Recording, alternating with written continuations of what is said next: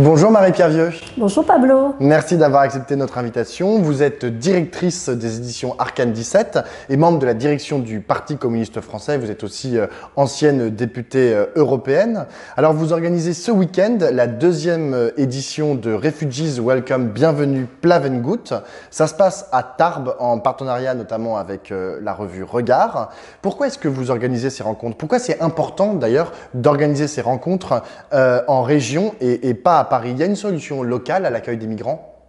En partie, je vais peut-être commencer par le départ. La première édition, elle était la poursuite d'un appel que vous avez contribué à initier avec Mediapart et avec Politis, et qui était autour de l'accueil. Et dire que la question était l'égalité, pas l'identité. Donc on avait, il y a un an de cela, décidé de le rapporter à l'échelle territoriale. Alors une échelle territoriale chez moi qui signifie les Hautes-Pyrénées, la Bigorre. On est quelque part très proche de l'Espagne avec une tradition des républicains espagnols. Plavengut, c'est bienvenue en patois, en occitan. On a y compris une langue qui est la langue occitane, qui est marquée de ces migrations. Et il nous semblait que ce rendez-vous était important, dès l'année dernière d'ailleurs, parce qu'il se nourrit des luttes locales, c'est-à-dire qu'il y a plein d'acteurs de terrain sur des réseaux différents. Il y a RESF, la CIMAD, le GISTI. Il y a également des associations culturelles. Maintenant, il y a beaucoup d'élus qui pratiquent des politiques d'accueil. Et on s'est dit qu'à partir de tout cela, eh bien, il fallait faire du commun. Pas de manière uniformisante, mais se nourrir de cette diversité. Donc on part du diagnostic et on arrive à la question des perspectives. Donc il y a eu un premier rendez-vous, on n'était pas sur un coup. On est sur un second rendez-vous et puis moi je tenais vraiment à le tenir, ce rendez-vous, parce qu'on est en pleine actualité sociale. On est sur les retraites. Mais alors là, c'est plus la politique qui va parler, mais ce mouvement des retraites vient de loin. On peut parler des gilets jaunes, on peut parler d'autres choses. Mais la rentrée sociale entre septembre et décembre, on l'a fait à la fois sur les questions écologiques, les questions des femmes, et très tôt, le tournant de Macron s'est vu au travers des politiques migratoires et de son interview qu'on connaît. Donc je trouvais bien de remettre ça en selle pour bien montrer qu'on n'est pas sur des champs parallèles, mais qu'on est avec des revendications de société et sociales qui se nourrissent et qui appellent à construire quelque chose d'autre. Mais justement, en ce moment, l'actualité est plutôt aux questions sociales et on a le sentiment que, au moins sur le plan médiatique, qu'il n'y a plus tellement de sujets migrants en ce moment, sauf quand à Paris, par exemple, on démantèle un camp, où on évacue un camp de migrants. Comment vous expliquez ça? Comment vous expliquez que ça fasse pas la une aujourd'hui de tous les journaux, de tous les médias et que ça soit au cœur du débat politique? D'abord, ça fait pas la une, mais pourtant il y a des choses dramatiques qui se passent en ce moment. Vous parlez de Paris. Moi, je viens de vivre sur ma région la police qui va chercher une petite fille à la sortie de son école. Et c'est une famille albanaise, Rome. Et on renvoie immédiatement l'enfant avec son papa et on laisse la maman qui est enceinte. Donc on est quand même là-dessus et c'est légitimé par le pouvoir en place, avec y compris des préfets qui ne dit mot consent, qui donc laisse faire alors qu'il pourrait être un relais pour les résistances. Et ensuite, on est aujourd'hui, oui, dans un débat qui est beaucoup plus social, même si dans le débat social, on est proche de cet univers-là, mais je crois que ça n'empêche pas ce qui se passe à côté et que donc il faut donner de la voix des deux côtés. Et d'ailleurs, je me faisais une remarque il y a pas longtemps, c'est que dans cette bataille qu'on vit sociale, il y a un niveau sémantique également.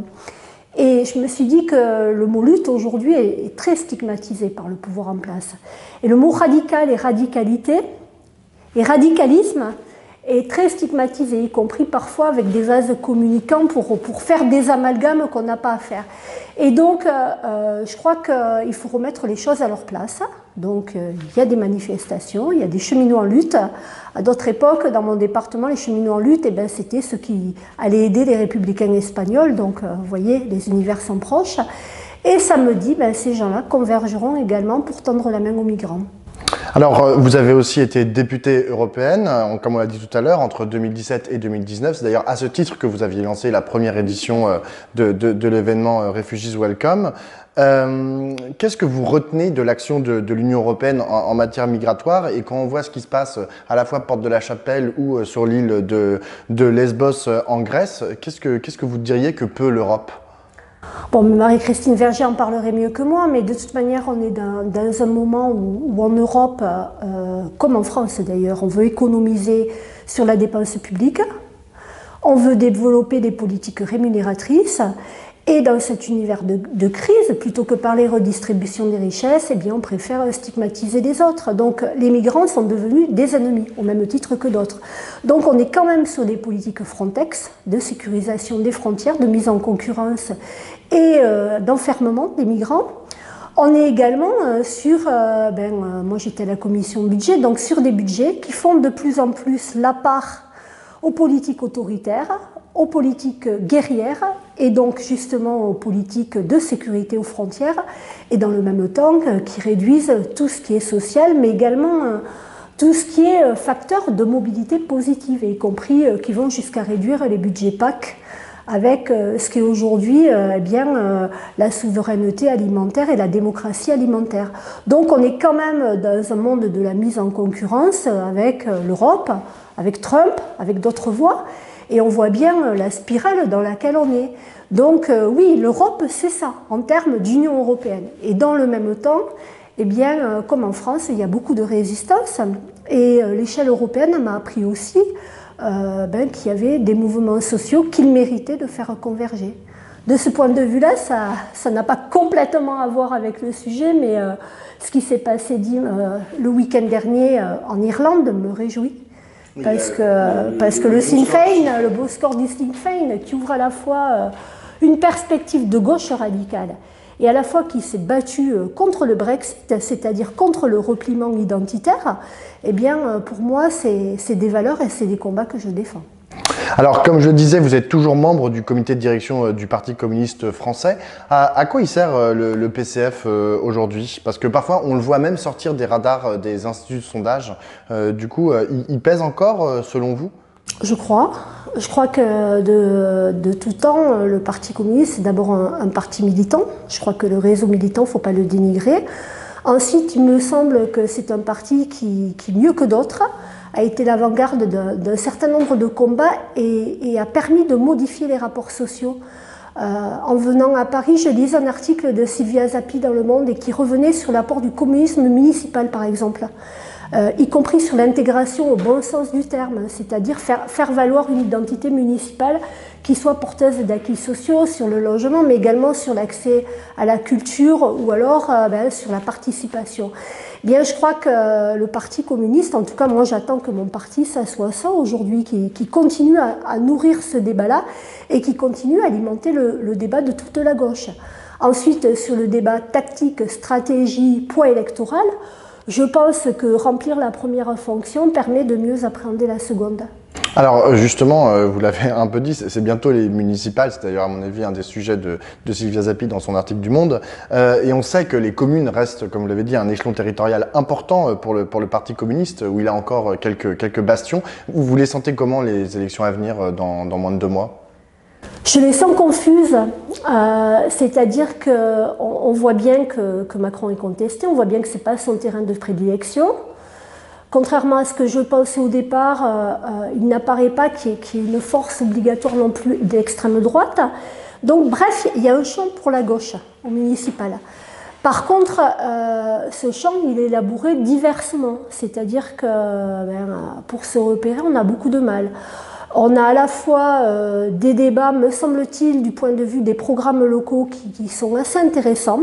On trouve de nouvelles revendications sur la gratuité des transports, sur la participation, sur d'autres terrains, y compris sur l'urbanisme et tout. Mais dans le même temps, d'un point de vue tactique stratégique, dans les rassemblements qui se créent, oui, il y a beaucoup de confusion. On parle du Parti communiste. Bon, il y a 2 villes comme Saint-Denis et Ivry qui pourraient être menacées, alors que j'estime que le travail a été fait et bien fait. je pense qu'elles sont menacées pour des intérêts tactiques qui n'ont rien à voir avec ce que devrait être la gauche aujourd'hui. En tout cas, si elle veut résister au rouleau compresseur Macron et au risque d'extrême droite. Alors, est-ce que vous souhaitez, comme Fabien Roussel nous l'a dit dans la matinale, je crois il y a moins de 2 mois, qu'un communiste soit présent au premier tour de l'élection présidentielle 2022? Ou est-ce que c'est pas un sujet pour vous? Moi, je considère qu'il faut que la voix communiste soit présente au présidentiel de 2022. Après, dans quel état l'ensemble de la gauche arrivera en 2022, je ne peux pas y répondre maintenant. Ça va dépendre des municipales, ça va dépendre des élections qui arrivent après, c'est-à-dire des régionales. Ça va dépendre également de la manière dont le débat va évoluer à gauche et la manière dont on construira un leadership. Ce qui me semble certain, c'est que si tout le monde part en ordre dispersé en 2022 en disant « si j'y vais pas, je n'existe plus dans le paysage », c'est à la fois une réalité malheureusement parce qu'une force politique doit se compter, la présidentielle est un moment où il faut se compter, mais en même temps, ça sera une machine à perdre. Donc, encore une fois, je pense que c'est un débat qui n'est pas engagé, ou en tout cas, s'il était engagé maintenant, ça serait une catastrophe, en tout cas le mode sur lequel il s'engage. Moi, je crois aux mouvements sociaux, je crois à la pression populaire, je crois au fait qu'il doit émerger quelque chose d'autre à gauche pour la remettre en selle, pour être une hypothèse d'avenir. Et donc, je pense que le Parti communiste doit d'abord œuvrer à ça, et puis on verra au moment des candidatures. Alors, vous dirigez aujourd'hui une maison d'édition à Arcane 17, comme je le disais tout à l'heure, ce que vous avez toujours souhaité mettre en avant, même lorsque vous étiez une élue. Pourquoi c'était important de maintenir cette activité lors de votre mandat, et surtout, comment ça a nourri votre mandat, et peut-être même inversement, comment votre mandat a nourri, et vos mandats d'ailleurs, ont nourri la ligne éditoriale de votre maison d'édition? D'abord, j'étais une politique qui était devenue directrice d'édition. J'en avais besoin parce que comme tout un chacun, j'ai besoin d'être sur 2 pieds pour avancer. Donc on peut être élu, faire de la politique quasi en professionnel, et en même temps pour pouvoir alimenter à la fois son envie de militer, à la fois son imaginaire, il y a besoin d'autre chose. Et moi, mon entrée, elle est très simple, c'est l'écrit et c'est le texte. Donc voilà, je suis partie éditer comme ça, un petit peu de manière très empirique. Et puis en même temps, j'ai vu, c'est Marx qui disait que plus on parle, plus on construit des idées, plus on les développe. Et donc je pense que dans l'époque où on vit, il faut regagner justement un leadership sur, pas que sur la pensée, mais également sur l'imaginaire et sur le langage à part entière, c'est-à-dire pas simplement de la philo, mais ça peut être tout simplement dans la manière dont on écrit des histoires, et on écrit notre histoire, et a fortiori l'histoire du mouvement émancipateur. Et donc moi, ça m'a donné envie de continuer dans cette voie, et à un moment, parce que j'arrive à la cinquantaine, parce que j'ai même dépassé maintenant, parce que j'ai eu de bons mandats, et que le dernier m'a ouvert plein de portes, le mandat européen. Je me suis dit que le temps était venu de basculer et de faire la grande bascule et de devenir une éditrice qui fait de la politique. C'est ce que j'essaie de faire. Et je crois que ça corrobore ce que je viens de dire, c'est-à-dire qu'il y a un manque à gagner du point de vue culturel. Moi, je suis devenue communiste parce qu'il y avait à un moment des gens comme Ettore Scola qui faisaient de beaux films et qui, pour moi, illustraient l'eurocommunisme, ou que dans l'UMA, je découvrais des beaux articles sur la littérature ou sur le Festival d'Avignon. Et donc, je pense que dans le bagage commun qu'on reconstruit pour changer la société, cette question-là, elle est première. Elle se pose également en termes d'économie du livre. C'est-à-dire que la pensée dominante, elle se structure partout, elle se structure dans les médias, tu le sais bien, mais elle se structure également sur la littérature. Et il y a plein de maisons d'édition alternatives qui, là aussi, ont besoin de converger, et notamment d'être plus fortes dans la diffusion pour faire continuer à faire rayonner des idées. C'est-à-dire qu'on peut devenir invisible de différentes manières, Et moi, j'ai envie qu'on devienne visible. Du coup, est-ce que vous diriez que la gauche aujourd'hui a abandonné le champ des idées et de la culture et qu'elle est en train de le réinvestir ou qu'elle l'a toujours, ou qu'elle est toujours investie dedans? Parce que on voit bien quand on regarde les prix littéraires, enfin le monde du livre, le monde du cinéma, le monde de la musique, le monde du théâtre, il y a énormément de choses très politiques qui sont en train, qui se donnent à voir et à lire et à entendre. Mais on se demande un peu où est la gauche dans tout ça, où est la gauche politique dans tout ça. Bien sûr, alors je mettrai un joker sur les prix littéraires, mais pour le reste, ce qui est sûr, c'est qu'à un moment, la gauche s'est institutionnalisée. Et elle a oublié de regarder ce qui se passait sur ses marges. Et alors que la vie, elle se nourrit des marges. Et c'est vrai que si on regarde bien tout ce qui est créé, tout ce qui se crée, on a plein de fils pour reconstruire une identité de gauche. Et c'est vrai que pour prendre un exemple très, très bête, mais j'ai un photographe qui vient à Welcome Migrants, qui va vivre dans les camps de réfugiés, qui va vivre dans les manifs Antifa et autres. Ben, je pense que si on arrivait à faire du point de vue écrit ce qui fait du point de vue photographie, on pourrait particulièrement travailler du polar ou du roman noir et qu'on reprendrait un univers qui serait intéressant ensuite à décrypter politiquement. Ben, il y a besoin de tout ça aujourd'hui. Alors j'ai une dernière question, Marie-Pierre Vieux. Le monde de la BD est aujourd'hui en deuil avec la mort hier de Claire Bretéché, de la BDiste Claire Bretéché. Qui a marqué une époque.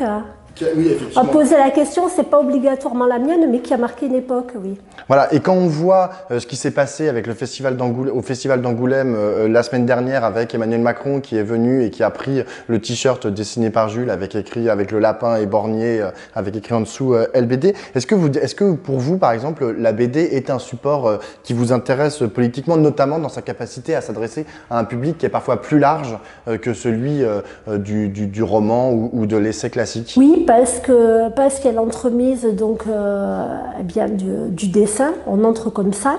Il y a moins de texte, mais il faut que le texte soit fort. Je trouve qu'il y a des textes magnifiques dans la BD. Elle est de plus en plus en train de se nourrir du champ historique. C'est vrai, tout à l'heure, en aparté, on parlait de l'arabe du futur, mais c'est assez formidable. De Riyad Satouf. À un certain moment, j'ai pensé ou j'ai rêvé d'adapter les communistes en BD pour raconter l'histoire vivante de mon parti au travers du regard d'Aragon. Oui, c'est quelque chose, moi, que je n'ai pas pris encore d'un point de vue éditorial parce que ça nécessite beaucoup de travail et puis il faut trouver un champ de diffusion. Mais je pense que ça fait partie des matériaux qui renouvellent le genre littéraire. Merci beaucoup Marie-Pierre Vieux. Merci.